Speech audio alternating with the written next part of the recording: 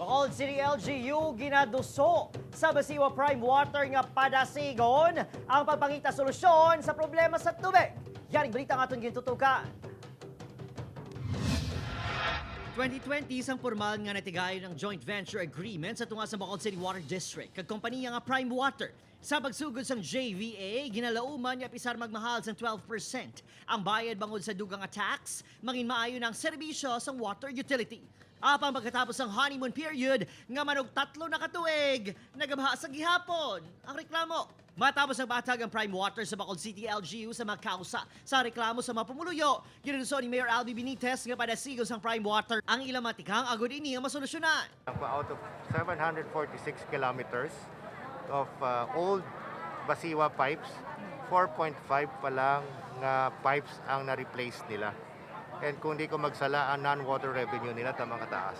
So we gusto ko i-accelerate nila ang pag-rehabilitate sa mga old Baciwa pipes para hindi na ang iced tea nga tubig. No, hopefully maging kape na lang.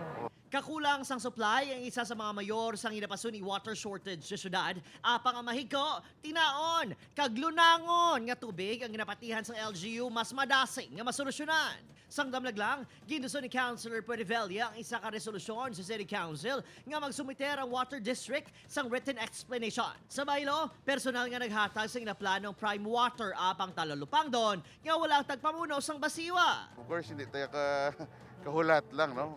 Because people are, suffering from this, shortcomings ng Primewater. Sa karon, padayon ginahin yung publiko nga mag-report sa online reklamo scheme ng LGU. Maluwas sini, padayon man ang pagbaton sa water districts ng reklamo sa complaints destiny, dala pasalig nga aktuhan ang mga problema. Apod Gilayon Casilio, Adrian Priatos, Western Visayas.